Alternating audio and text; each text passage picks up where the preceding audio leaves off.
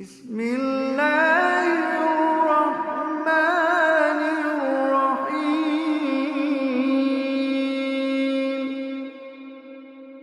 جس خواب جس تخیل کو ہم دنیا میں زندہ کرنا چاہتے ہیں، یہ لکھو یہ نہیں ہو سکے گا، یہاں گزارا کرنا پڑے گا۔ بنا لوگے تو مر کے چلے جاؤ گے، اس کا کیا علاج؟ عبد الرحمن جو چلا گیا، 4 میل لمبا 3 میل چوڑا گھر بنا کے چلا گیا، نہ اس کی قبر کا پتہ نہ اس کے محل کا پتہ۔ وہ جو زندگی ہم خواب میں دیکھتے ہیں وہ آگے آ رہی، وہ آگے ہے، وہ اللہ نے بنائی ہے۔ ہم چاہتے ہیں زندہ رہیں، موت نہ آئے۔ تو جب آپ جنت کے دروازے پر جاؤ گے تو پہلا اعلان سنو گے، ان لکم ان تحیوا فلا تموتوا ابدا۔ سنو اللہ کے بندو بندیو، آج کے بعد زندگی ہے، موت کوئی نہیں۔ لمبی زندگی میں بڑھاپا تو بڑی مصیبت ہے، تو اس کو اللہ تعالیٰ کاٹے گا۔ ان لکم ان تنعموا فلا تبأسوا ابدا، ہمیشہ جوانی ملے گی، بڑھاپا کبھی نہیں آئے گا۔ جوانی ہو لیکن اس کے ساتھ ان لکم ان تشبوا فلا تحرموا ابدا، ہمیشہ جوان رہو گے، بڑھاپا نہیں آئے گا۔ لیکن جوانی کے ساتھ اگر بیماری آ گئی تو پھر کیا بنے گا؟ تو تیسرا اعلان، ان لکم ان تصحوا فلا تسقموا ابدا، اب ہمیشہ تم صحت مند رہو گے، کبھی بیماری نہیں آئے گی۔ جوانی بھی ہو، صحت بھی ہو، زندگی بھی ہو، پیسہ نہ ہو تو پھر کس کام کا؟ خالی ٹوکریاں ڈھونڈیاں جنت جا کے تو پھر مارے گئے۔ تو اللہ تعالیٰ اعلان کرے گا، ان لکم من تنعموا فلا تبأسوا ابدا، جاؤ میری طرف سے تمہیں شہنشاہی دی جا رہی ہے، بادشاہی میں دے رہا ہوں۔ وَإِذَا رَأَيْتَ ثَمَّ رَأَيْتَ نَعِيمًا وَمُلْكًا كَبِيرًا، میرے بندے اب میں تجھے ملک دوں گا، میں تجھے بادشاہ بناؤں گا۔ سب سے چھوٹا جنتی اس دھرتی سے 10 گنا بڑی جنت لے کے داخل ہوگا۔ سب سے چھوٹا جنت کا سب سے آخری درجے والا مسلمان، اس کا نام ہے جوہینہ، اس کا قبیلہ بھی جوہینہ، عرب کا قبیلہ، معاذ جوہنی بڑے صحابی، خالد معبد بن خالد الجوہنی بہت بڑے صحابی۔ جوہینہ قبیلے کا آخری انسان ہوگا جو جہنم سے نکلے گا، جنت میں جائے گا، اور اللہ تعالیٰ سے فرمائے گا، چل میرا بندہ، تیرے گناہوں کی سزا کے بعد اب میں تمہیں اس دھرتی جو میں نے بنائی تھی اس سے 10 گنا بڑی جنت دینے لگا ہوں۔ وہ یقین نہیں کرے گا، لگے جا میں نے دے دی۔ یہ جنت کے دروازے پر اعلان ہو رہے ہیں، جاؤ، زندہ، موت نہیں، جوان بڑھاپا نہیں، صحت بیماری نہیں، ملک مال ہے، فقر مصیبت نہیں۔ اور اگر آپس میں لڑائیاں شروع ہو گئی تو پھر کیا ہوگا؟ پھر اگلا، قلوبہم قلب رجل واحد، نہیں، آج کے بعد سب لڑائیاں ختم۔ وہ کیسے؟ جب جنت کے دروازے پر آئیں گے تو 2 چشمے جاری ہوں گے، ایک سے اللہ تعالیٰ کی طرف سے الہام ہوگا، پانی پیو، تو جا کے پانی پئیں، جو ہی پہلا گھونٹ جائے گا تو سینے میں ساری بیماریاں یہاں ہوتی ہیں، بغض اور حسد اور نفرت اور کینہ اور اندر کی انتقام، یہ سارا یہ جگہ ہے۔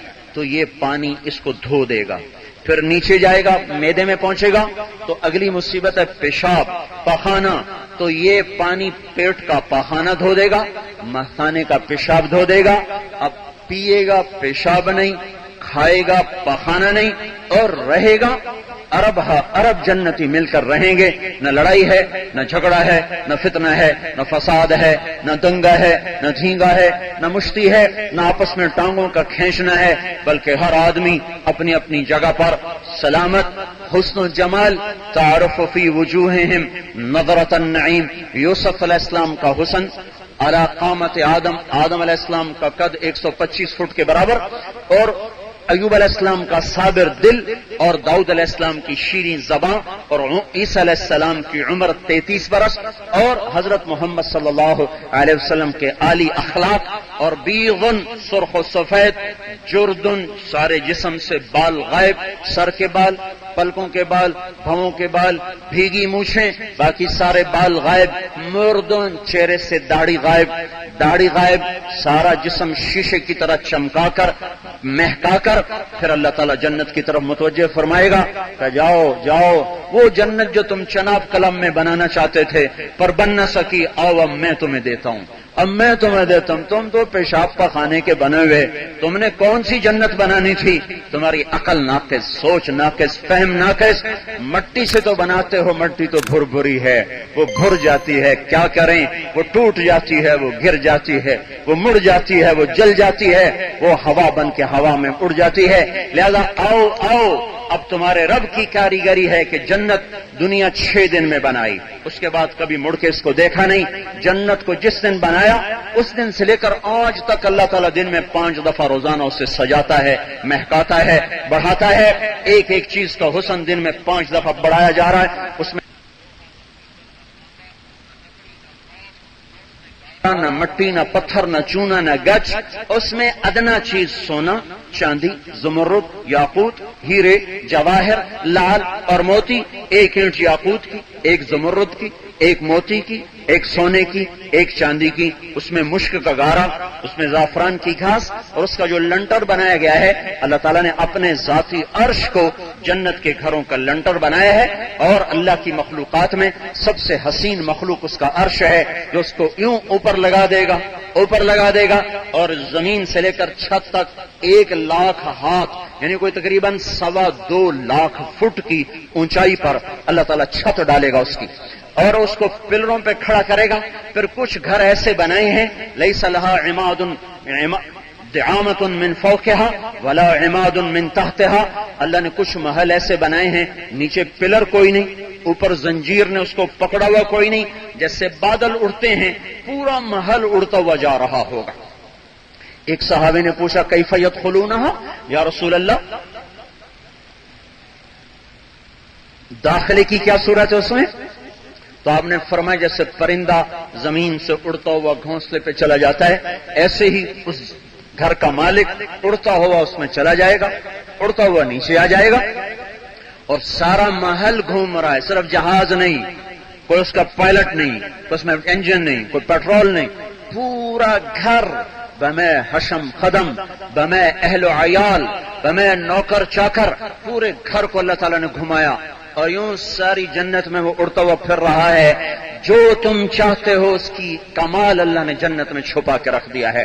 پھر وہ اس کا حسن بڑھتا ہے، دنیا بننے کے بعد حسن گھٹتا ہے، ایک جوانی کی پیک ہے، پھر بڑھاپا آتا ہے۔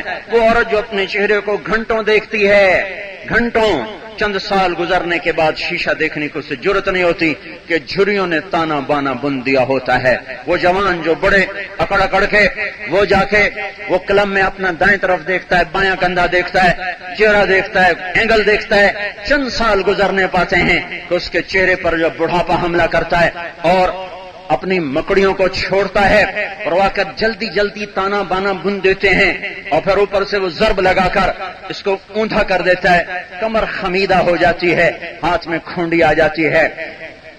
وہ یہ تھا نا رستم مرحوم بھولو رشید احمد، وہ اکھاڑے میں یوں اتر کے ہاتھ کھڑا کرتا تھا، اس ہاتھ کو ساری دنیا میں کوئی نیچا نہ کر سکا۔ یہ رخ بھی ہم نے دیکھا، وہ 60s کا پہلوان تھا، اس وقت میں لاہور پڑھتا تھا، تو ہم نے اس کے اکھاڑے کھوڑے دیکھے۔ پھر اس کو میں نے رائمنڈ میں دیکھا، وہ رائمنڈ میں آیا تھا، نہ وہ اٹھ سکتا تھا نہ وہ بیٹھ سکتا تھا، اسے سہارے سے اٹھاتے تھے، سہارے سے بٹھاتے تھے، بڑھاپے کا ایک تھپڑ نہ سہ سکا۔ ساری دنیا کے پہلوانوں کو زیر کرنے والا چپ کر کے بڑھاپے کے ہاتھوں ڈھیر ہو گیا، اور موت کے ہاتھوں وہ عدم کا شکار ہو گیا، اور راہی عدم میں کا مسافر بن گیا۔